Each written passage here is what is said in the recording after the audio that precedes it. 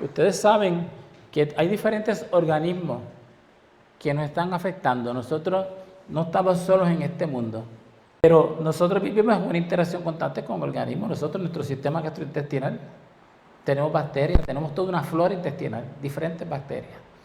En la boca tenemos millones de bacterias, diferentes tipos de organismos. En todas nuestras mucosas lo tenemos. Nosotros vivimos entonces en una convivencia con diferentes bacterias, virus y hongos, que en realidad no nos enferman. ¿Por qué?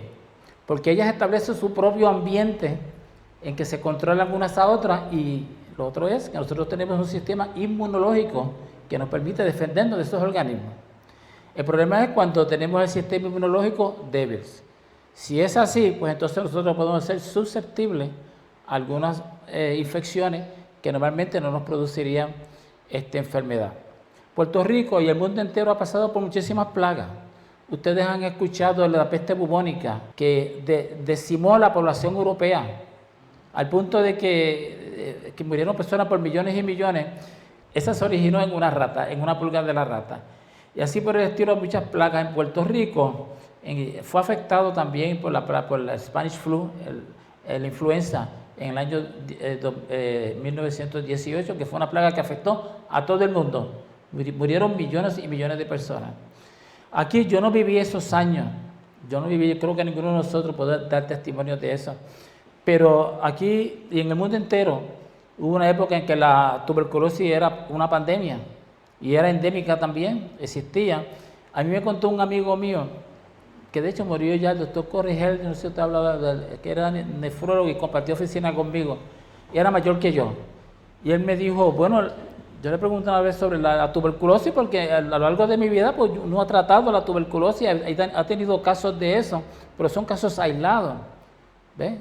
Pues todavía la tuberculosis no se ha erradicado de Puerto Rico ni del mundo. Todavía el Departamento de Salud mantiene una vigilancia sobre el problema de la tuberculosis también. Pero hubo una época en Puerto Rico en que moría mucha gente de tuberculosis.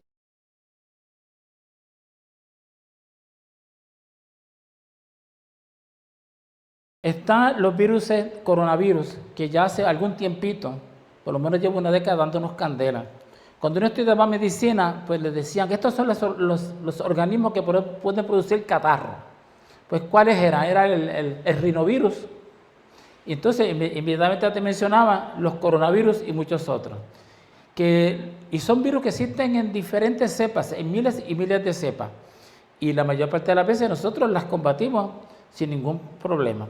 Ahora, hace como 10 o 15 años atrás, los coronavirus empezaron a mutar, a surgir cepas diferentes que tienen una capacidad de contagiarse con facilidad y además de producir una enfermedad severa. Porque nosotros conocemos la influenza, el virus de la influenza, que sí puede producir una enfermedad severa, pero con la vacuna y con los medicamentos que existen, no tenemos tanta preocupación con ello, lo que creo que es una sensación falsa, porque en Puerto Rico muere mucha gente de influenza. El coronavirus, como que cuando entra al sistema, tiene la capacidad de afectar no solamente los pulmones, sino que puede afectar otros sistemas del cuerpo, como son los riñones y como es el hígado. Así que hasta los médicos como que le tienen un poquito de miedo a este asunto del coronavirus. La realidad es que es una preocupación genuina. Nosotros lo único que podemos hacer es sencillamente tomar todas las medidas de precaución que se nos ha enseñado y que estamos aprendiendo. Así que vamos entonces a repasar brevemente cuáles son las guías generales en cuanto a la prevención del coronavirus. Quédese en casa excepto para conseguir atención médica. Esto es bien importante. El quedarse en la casa. ¿Qué significa quedarse en la casa? Nosotros estamos reunidos aquí en este momento en la etapa de la epidemia como lo estamos confrontando. Muchas iglesias han decidido que van a cerrar, Yo creo que nosotros aquí no tenemos un nivel de peligrosidad alto, en términos que somos muy pocas personas. Mientras ahora, si estamos en grupo, tenemos que mantener una distancia de 6 pies, eso usted lo sabe, de 6 pies. Las personas deben tener su pañuelo o su servilleta, que sería lo más recomendable, porque un pañuelo pues no es muy recomendable que digamos, para cuando tosan, no contaminar a otras personas. Pero obviamente, si usted está enfermo, pues debe quedarse en su casa. Ni siquiera debe estar en la iglesia. ¿Por qué? Porque el que está enfermo es bien difícil controlar que pueda infectar o no infectar a otras personas. Y yo no sé ese punto como ustedes si lo están entendiendo en ese sentido.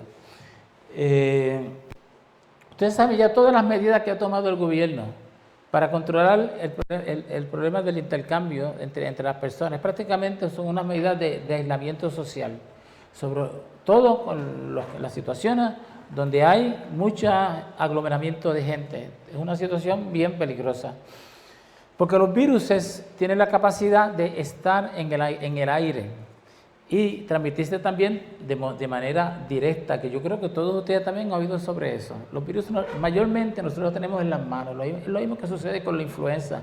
La tenemos aquí, nos toca, saludamos a alguien, nos lo llevamos a cualquiera de las mucosas, puede ser mucosa oral, mucosa nasal o mucosa oftálmica. Así que nosotros debemos tener esa precaución.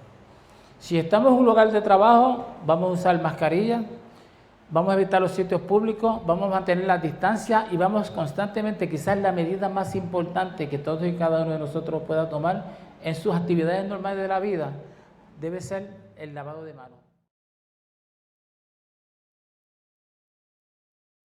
El alcohol que debe usarse sobre el 70%. Lo que dice el CDC es del 65% al 95%, pero en realidad para estar más cómodo y ser más fácil de recordar, hablamos del 70% para arriba, que la mayor parte de los productos que hay por ahí lo tienen, hermano. Una sola pregunta. Sí. Resulta que una vez el médico mío de cabecera me dijo, sí. Mira, la gente se lava las manos con jabón, pero lo importante es el agua. El agua es la que se lleva la bacteria o lo que sea. Sí, eso... Que no mata el jabón no mata. Que hay unos jabones que dicen antibacteriales. No.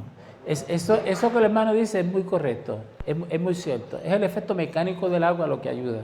En esta y en cualquier medida que haya que tomar, tanto con virus como con bacterias. Así que si usted no tiene jabón, lo importante es el agua. Usted deje el agua correr por lo menos por 30 segundos. Y eso sí lo va a proteger. Y eso está comprobado que es así. ¿Preguntas, dudas, aportaciones? Ok. El próximo punto es, llame antes de ir al médico, que lo discutimos. ¿Qué significa llame antes de ir al médico? El propósito no es para que lo rechacen, es para que tomen medidas. Use una mascarilla. El uso de la mascarilla. El paciente que está enfermo debe usar una mascarilla todo el tiempo. El paciente que está enfermo tiene que estar en su casa. Tú no quieres ver un paciente enfermo por las calles, ¿ves? Aunque con mascarilla ni sin mascarilla. Tiene que estar en su casa porque entonces hay unas medidas particulares, especiales, que yo explico en el video que está por YouTube, que las personas que lo están atendiendo tienen que llevar a cabo. Ese paciente pues tiene que permanecer en una habitación para él solo, número uno. Si es posible y se sienten los recursos, debe tener un baño para él solo. Debe utilizar una mascarilla cuando la persona que lo va a cuidar va a entrar a darle sus cuidados. Si la persona rehúsa a usar la mascarilla porque no puede respirar, pues entonces el cuidador tiene que utilizarla. Pero yo en realidad esa recomendación le extiendo un poquito más. Yo creo que aunque el paciente que está afectado use la mascarilla, el cuidador también que tiene ese paciente en la casa debe usar mascarilla. Si usa guantes, porque al bregar con el cuidado del paciente pues se va a contaminar, pues usa guantes con él y cuando salga de esos guantes hay que botarlos. No es que usted va a estar con esos guantes todo el día. Y esa mascarilla también la puede usar un par de veces, pero después la debe descartar. Los periodos de aislamiento se consideran que son de 2 semanas, 14 días. El problema es que uno nunca sabe cuándo el paciente le empezó la enfermedad. Porque la fase crítica de la enfermedad o cuando se le hace el diagnóstico puede ser a los 2 o 3 días, pero la fase crítica por general es entre el día 8º y el 9º. ¿Ves? Ahí es donde el paciente se puede poner bien malo. La minoría de los pacientes que le sucede eso. Pero el paciente que no le sucede ninguna enfermedad seria, ¿cuántos días tú le vas a dar de aislamiento? Pues las recomendaciones son de 14 días. Pero yo personalmente le doy más tiempo, porque yo no estoy seguro de cuánto fue que realmente que empezó ese proceso. Y el otro factor, el otro dato importante es que hay una gran variedad en cuanto al periodo de efectividad, porque se está postulando ese periodo, pero en realidad hay muchos casos reportados que hasta 30 días la persona puede estar infectando. Así que en una situación como esta que estamos trabajando, uno tiene que darle el beneficio de la duda. Por ejemplo, yo la semana pasada, todos los pacientes míos, aunque tuvieran un catarrito bobo, no tenemos todavía las indicaciones del Departamento de Salud, pero aunque fuera un catarro bobo que no tuviera ninguna razón para pensar que tuviera coronavirus, yo lo dejaba, por ejemplo, si lo vi la semana pasada, la semana que entra ahora, hasta el día 20 se queda en su casa. Cuando yo vaya ya la semana que viene a trabajar, esos pacientitos los dejo mucho más tiempo en la casa, porque no solamente es por ellos, sino para contribuir al control de la enfermedad. Es como medida epidemiológica. Está la medida de protección del paciente y está la medida epidemiológica. Bueno, en cuanto a ese paciente que está en la casa enfermo, hay dos categorías. Está el paciente que está enfermo como tal, con un cuadro que se le ha enviado la muestra. Está el paciente que está diagnosticado, que estuvo en el hospital con coronavirus y que se lo dieron de alta y que usted lo tiene en la casa y que lo tiene que seguir en aislamiento. Esa es la primera categoría. La segunda categoría es el paciente que está enfermo, que se sospecha que lo puede tener, pero que es un paciente que se le hizo una prueba y las pruebas todavía no han llegado. Eso es un paciente ¿qué se considera ese paciente? Que hay que tener unas medidas similares a las que uno tiene con el paciente que está ya con una enfermedad convaleciente en un cuarto en la casa. Okay. Tengo una pregunta. Sí. Mira, pastor. Sí. La pregunta mía es la siguiente. Los laboratorios en Puerto Rico, por lo menos menonitas, Sí. comunitarios, ¿tienen el sistema para...? Bueno, teníamos una situación bien difícil con esto, que la única alternativa de tratamiento era enviarlo al CDC, pero el CDC tendría que hacer todo a través del Departamento de Salud. El Departamento de Salud, ustedes han visto las noticias, cómo estaban aplicando unas reglas extremadamente estrictas, al punto de que se convertían en unas barreras para que les hicieran las muestras a los pacientes, como el caso bien famoso del Hospital Auxilio Mutuo, donde claramente el paciente tenía un cuadro que era bien compatible con la enfermedad, y porque supuestamente con el paciente no había estado viajando fuera de Puerto Rico, pues entonces no había que hacerle la prueba. Esa recomendación, pues en este momento que ya está el virus en Puerto Rico, pues cambia totalmente. O sea, tú no puedes limitarlo a que el paciente haya viajado o no haya viajado, o haya estado en contacto o no con una persona que haya viajado. Después resultó que esa persona que estaba grave en auxilio mutuo, sí había tenido contacto. Esa información no se tenía con un familiar que había viajado y había estado en Chicago. Y en Chicago, pues, uno de los sitios donde primero empezaron a subir el reporte de los casos de coronavirus.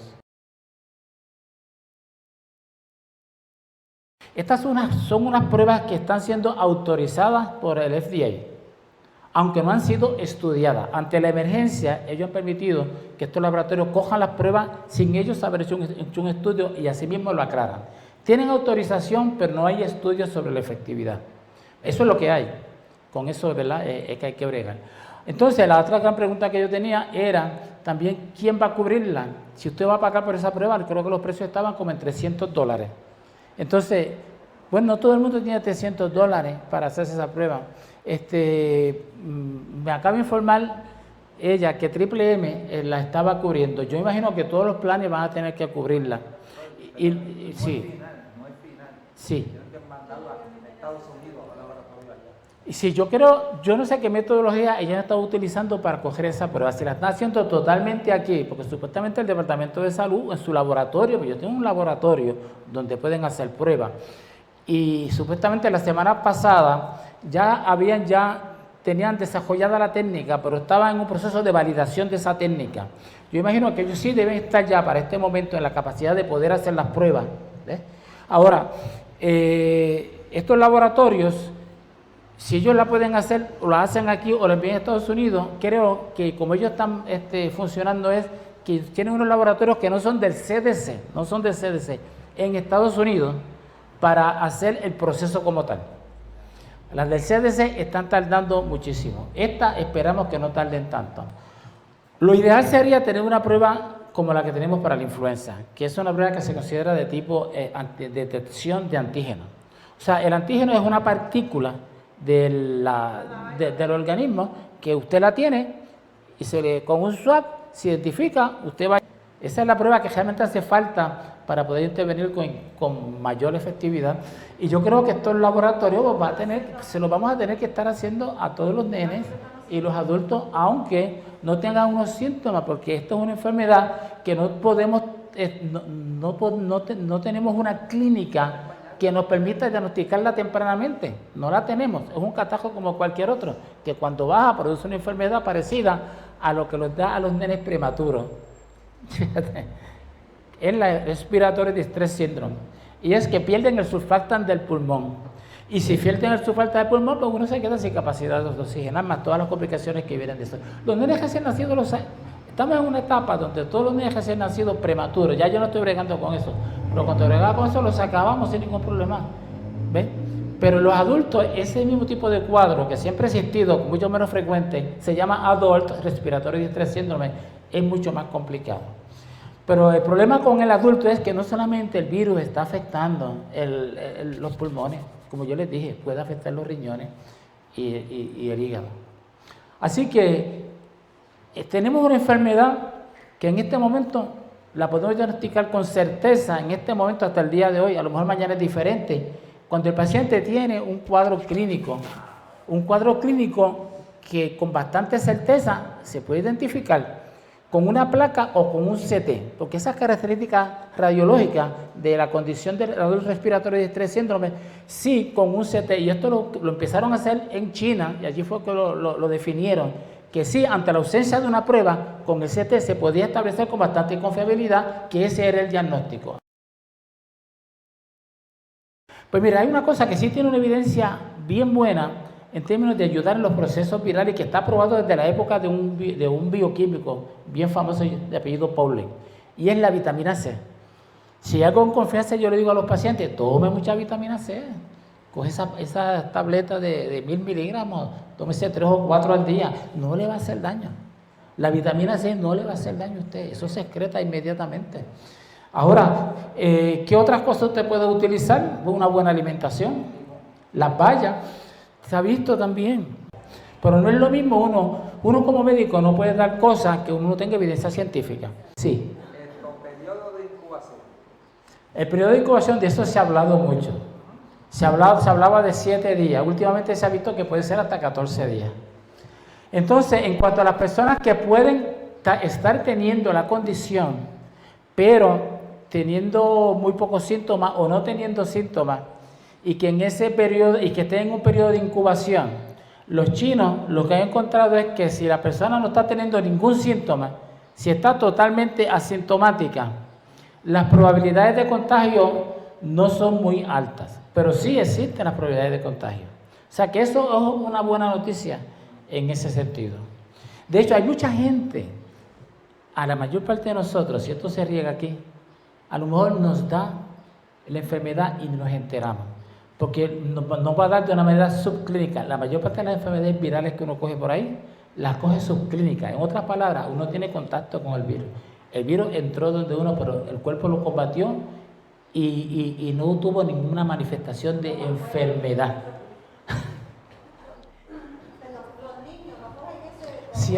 Se ha dicho, no, los niños van a coger la enfermedad como cualquier otra. Lo que pasa es que es como la influenza. La influenza, ¿a quién realmente le está haciendo daño bien serio a la influenza, con mortalidad y todo eso? Pues mira, a los ancianos, a las personas con su sistema inmunológico debilitado. Pues, ¿cuáles son esas personas? Pues ya ustedes saben, diabéticos, pacientes de cáncer. La edad, mientras más viejo uno se pone, más se va debilitando su sistema. Los niños, lo que se ha visto, pero no hay data científica reportado. O sea, en términos de que alguien haya hecho un estudio y diga que esto es así, así, así, que la condición no produce tanta enfermedad severa, ¿ves? Como se ven en los pacientes ya mayores. Ahora, lo que yo creo es que no hay data suficiente, que no hay data. De decir, por ejemplo, niños menores de 1 año, niños menores de 6 meses. Esa data no existe. Así que no es como la influenza que le da a la mayor parte de los nenes. Mira, aunque tú no le des Tamiflu, se van a curar, no va a haber problema. Ahora hay algunos mayores nenes le da la influenza, no tienen mayores problemas, pero hay uno que otro niño que sí tiene serios problemas.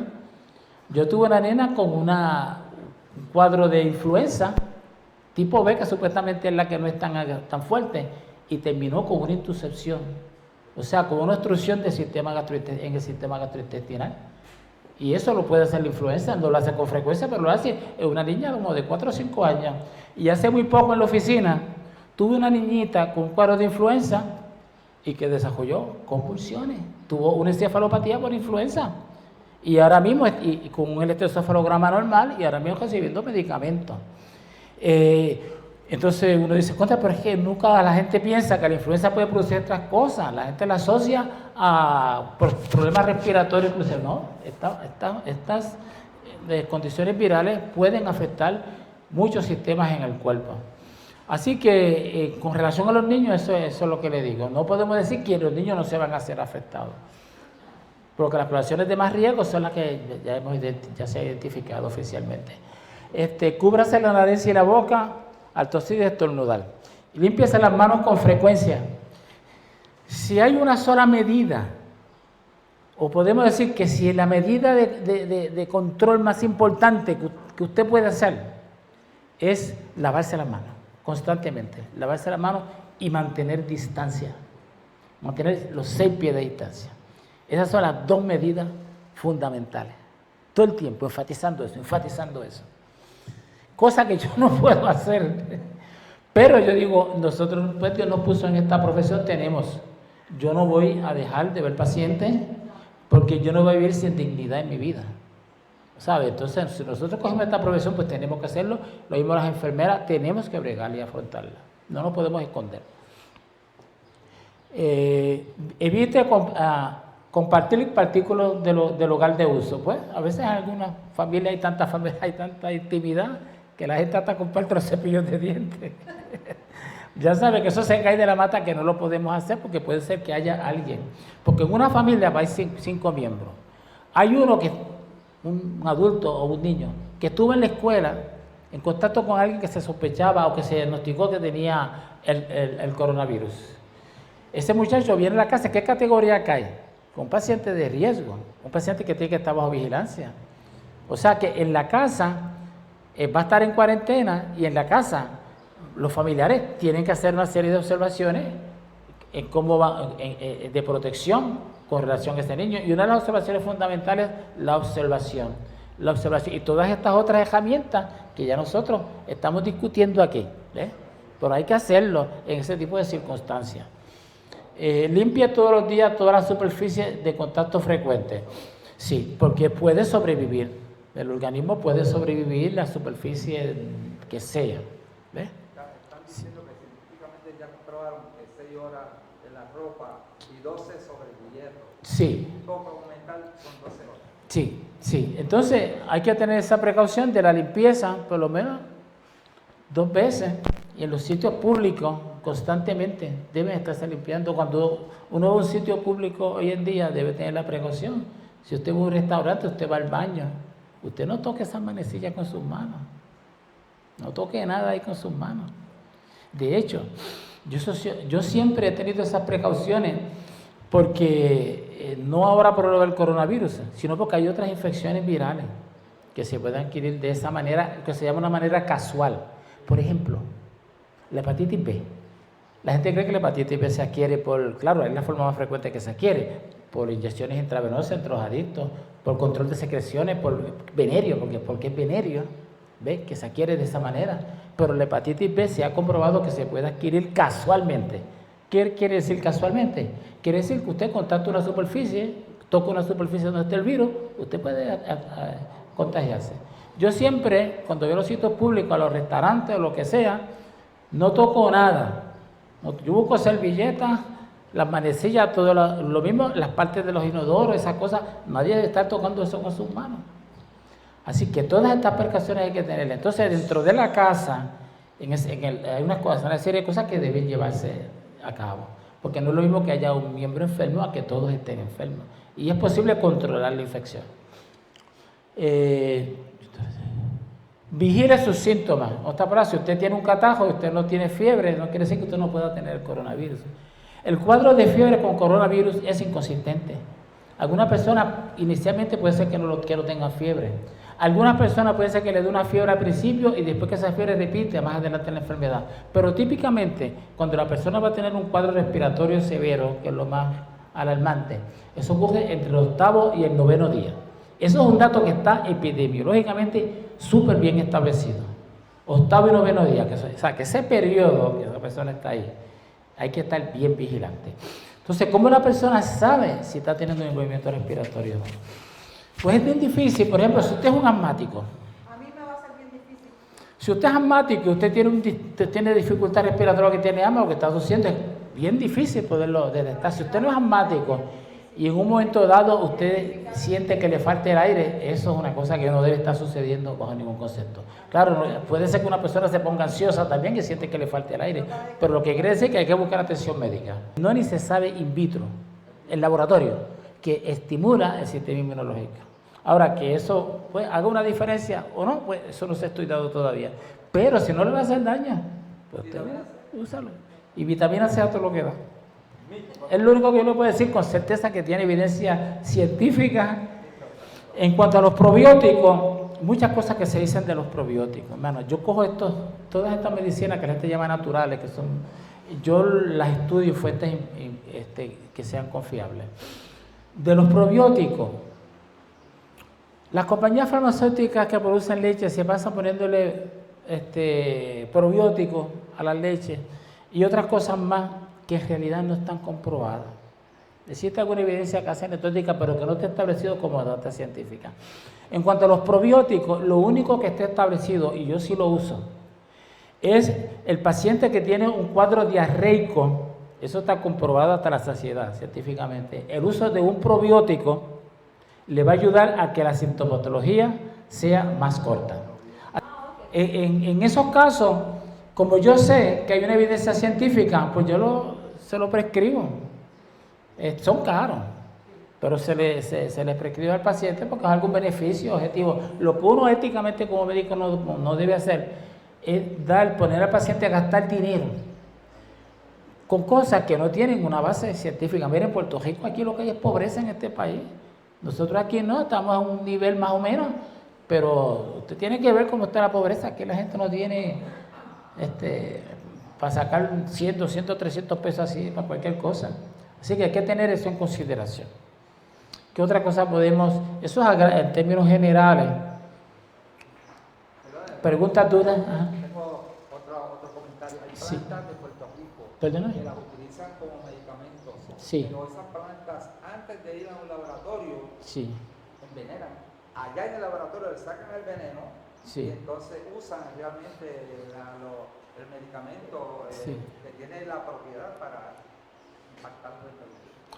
Por eso es que cada cosa, miren, lo importante es lo siguiente. Yo tengo un video que lo hice para mi paciente y para todos ustedes, por supuesto, en que le dice a la persona qué guías usted debe usar, qué criterios usted debe utilizar para cuando usted ve una información en YouTube, usted saber si es confiable o no. Si alguien le va a hablar de usted, por ejemplo, de enfermedad del corazón, y le dice, bueno, a mí me dio un infarto, me iba a morir, me comí cuatro cáscaras de guineo y sobreviví. Pues usted debe hacer lo mismo, cómase unas cuantas cáscaras de guineo y usted se va a curar del corazón, porque a mí me salvó la vida, Bueno, eso es otra cosa aparte, lo de la fe es aparte. Pero para el término de la discusión que estamos teniendo aquí ahora, usted tiene que tener cuidado. Por ejemplo, usted tiene que ver que sea de alguna institución, de alguna escuela de medicina, que sea del gobierno. Si alguien va hablando ahí, que sea médico. Entonces, hay que tener esas precauciones, que uno no puede estar haciendo caso a todo lo que aparece, se vuelve loco y puede en algunos casos producirse daño, porque los llamados medicamentos naturales, hermano, que yo los he utilizado y los utilizo, hay consideraciones fundamentales que hay que tener. Número uno, la efectividad. Esa es la primera, son 3 en realidad. Si realmente sirve, si tienen alguna base científica que sirva para eso, para que usted no bote el dinero. Número 2, es si tiene interacción con otros medicamentos que usted esté utilizando, porque el hecho de que sean medicinas naturales, entre comillas, no quiere decir que no puedan tener interacciones con otros medicamentos, y eso es uno de los problemas más grandes. Y la otra consideración que tienen que tomar es la toxicidad de por sí del medicamento, que el medicamento de por sí sea tóxico. Número 1, porque como todos los productos medicinales naturales no son considerados como droga por el FDA, no están sometidos a estudios del FDA, los aprueban como suplementos alimenticios. ¿Ves? Así que puede ser que ese producto que usted tenga X cantidad de esa sustancia, que supuestamente es la que está siendo efectiva, pero puede ser que otro que usted compre de otra marca tenga 50 veces esa sustancia. Así que podría suceder que usted podría terminar intoxicándose con esos medicamentos. Hay que tener mucho cuidado. Yo no tengo ningún problema con el paciente que viene donde mí y me dice yo estoy usando tales cual medicinas naturales. Y ustedes tampoco deben tener ningún problema. Ahora, hay una cosa bien importante que todos tenemos que hacer. Y es que ustedes deben notificarle a su médico que usted está utilizando tal y cual medicamento natural. El médico no le va a decir, no, puede ser que haya un médico así medio histriónico y se fogone o le moleste porque usted está usando una medicina natural, pero éticamente no lo debe hacer.